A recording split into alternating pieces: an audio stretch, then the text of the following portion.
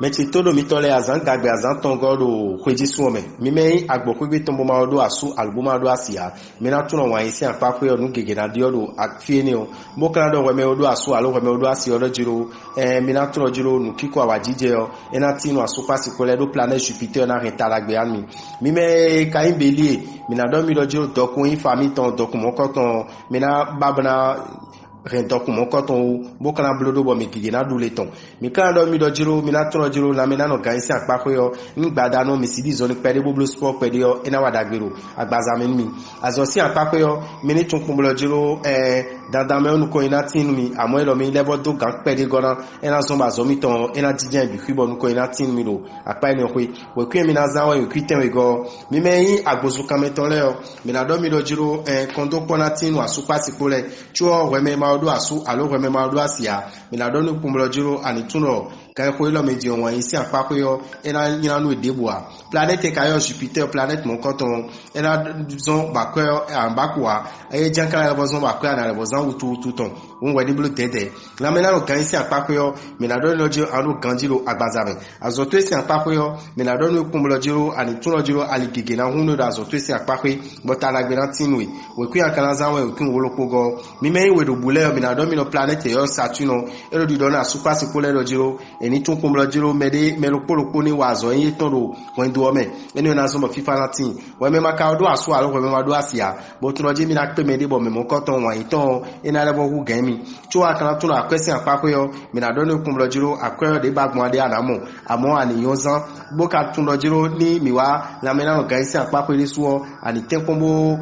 boje pede ni ka juro ba na lector no yo natation alo an piscine wo yo eni ole na le wa dagbe nu do agbazame mi wa azosi apako yo mi na do we me ro ko gbebun amo azo abo asan oje bo ko oje yo do kan ko lo meje we ni je nukundo azoji we kun akara zanwo we kun enzengo mi me kan agasale mi na do mi kumlojo mi ni tuno jiro mi molojo asupa sikotenti onu kiko awajije ratin we me ma do asu alo we me ma do asia mi na do ni kumlojo kan ko lo me we ni ma do nkun deburo wan isi apako yo chu akara turo akwesi apako ri suo ove pede ratin wero egbesi azangbe we zo mo mi do ni lo parfum salmon de Genève we me cancer oni ma no zonu do we ji sun lo medio mi kan do ndo jiro la me na o kan si apako yo mi na do ndo mi kumo ove debu amo ani tun kumlo jiro akaje nde santi jiro agbazame yo e ma do o mi kundo tan o na do dandan me on devo je mi na biblo o ni mi wa azosi apako yo mi na do ni kumlo jiro wani ma jo we de do bo ni me de ni tafo tito o antun lo jiro azosi apako ya lo afesi apako yo wan yin ko dede ya nu kun siesie we nu we kun akana zanwo we kun atongo mi me kini le mi na do mi do planète yo Venus ko Jupiter ko planète mon koton le o e do dagbe na wa nu asupa sikole bo mi na tun kumbulo jiro nu yin na tinu mi we me maka do asu alo we me ma do asia ala tun kumbulo jiro dandan me yo me mon koton akunsa no le mechu anamo chu akana tun jiro akwesi apako yo uve de bukunde nu ero egbesi azangbe o mi wa la mena no gansi apako yo mi na do nu kumbulo jiro ani tenkombo nu ni chikonu ani gboje e maka du nu ze ko iwo chu akana tun jiro azoto esi apako yo talagbera tinu ba ndo ganji bazo akana le boblo ena le bodu nu ko yitawo we ku yana zanwe we ku afotongo mi me kai yonda lo jile yo mi na do mi kumolojo mi ni tuno jiro asupa sikotenti yo mi molojo FIFA natin we me maka do aso alo we me ma do asia an tuno jiro e mi na pe mele bo me mo koton e kuna yin lo jiro me dagbe aja ne me e kana yin bo an go sin trend no sin gbe me we mo kan do lo jiro ni mi wa akwesi apako yo ani tun kumolojo jiro akwesi zan gbe to de aja zan ani blo dede na mo ka tun kumolojo jiro ndebude mi ja ki ko gbe be na yin ai kunba ya lo kwesi apako yo e do gbe azangbe yo ekunyira nu edebu chu akara tun kumlo jiro ni la mena no kan si apako yo planète yo Saturne edo di do jimi na lo kan jiro agbazame azoto si apako yo mi na do no kumlo jiro anele wo wulbu na azoto gona bonu we kuya kana zambo talagbe na tinu yo we kuya izengo mi me kai nu dagale mi na do mi kumlo jiro mi na turo mi molo jiro asukwa sipole o kondopo ekuna ramio amo ko mesin pede na wadu gadam we me maka odo aso alo we ma do asia mi na do no jiro we ndo tabeni do mo koton je ekusra no ni mewu akwesi apako yo mi na do no kumlo jiro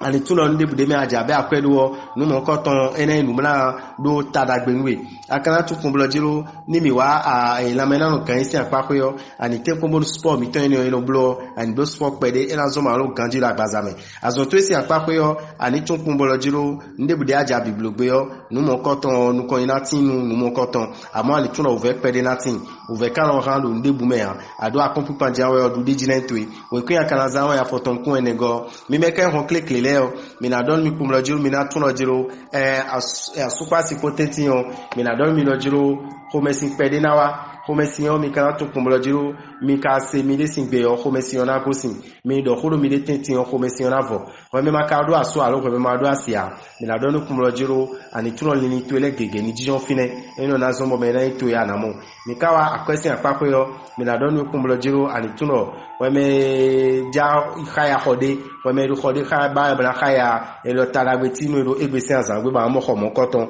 won we ni majo eni odobo ni gosin wa yu mo ma debo mi mo na ave onu ita mi kawa la mena o kresi apako yo adu kanjira bazana azo to esi apako yo mina don kumlo jiro ani tuno noe ana leo debu alo noe aitu na don yo asodo wa lo me ene dagbe nui we kwi akana zawo we kwi kogo mi me kai gadatole mina don kumlo jiro mi tuno jiro asupa sipo tention mi molo jiro fifa nukiko awajije ona tindo mi tentin we me makado aso aro we me do asia ana le wachi yo povno lo wan yan do na lo tamenu we bi we no bo me na asunu alo asinu yo anu biba epo nukunpo bo kan do eno jiro mi wa akwesi apako yo tadagbe na tinwe bo nu to ele bi kwina yin nisin lo akwesi apako do igbesin azangbe azo to esi apako yo mi na do nu kumlo jiro ani turo ani do lini lo po do nu e ajabloji do planet Saturn e do ma ponde bo lini le do po bo nu e kan la mena no kan esi apako yo mi na do nu lo jiro ganjiro agbazame we kun akana zawe we kun wa tongo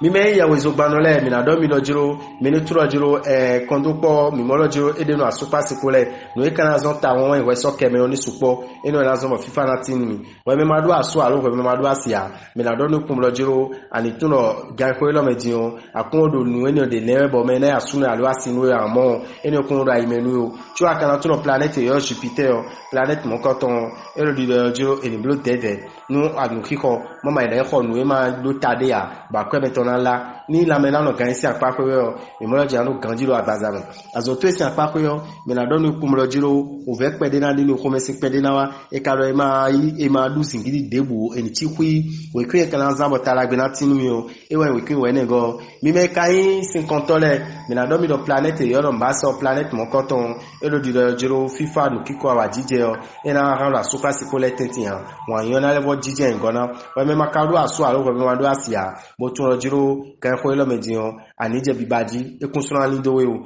tu akana tun jiro akwesi apako yo o ve debude nu ya do planet Jupiter ko to egbe yede eni ona zo mo nko ina tinwe amo planet Pluton do di jiro eni blo dede do na mena no kan si apako yo e kunkana do tagbanu de din o mi mo lo jan do ganju la gbazame tu akana tun jiro azo to si apako yo mi ni tun kumo lo jiro debude mi le boja blo be ra ibe mi yo mi so lo te jan yo no na wi wa bodu de jina yin mi ton we kun akana zan we kun olopo go we me kan we vi yo mi na do no planet yo Saturn e lo di do na super sikole do jiro eni te kombo fonse amlome bonu no echije ro iton sa eni pon botun we me makado aso alo we ma do asia mi na do no kumlo jiro me ku ekoko konton wa zan oje bo gan oje o e we ku me we ku na leje won inu mi de jiro kan ko lo me tu akana to planet yo Saturn planet mo koton e lo di do jiro mi na do gan jiro akwesi apako o vede kuna de mi din o lo po mi to le mi kan lo mi lo na me na lo gan si apako yo no chiko na support pede do ibe on eji wa mo eni gboje pede ni mi ka wa azomi to si apako yo mi na do mi pobolojo ndebude mi na solo te azo si apako yo no na do nu ko yi lisin we kwe mi na zan we kwe we nego da me ora bitan ndogbe mi blo ma ogbe to sifa ni kondo lokolo ko mi toleji era chen mi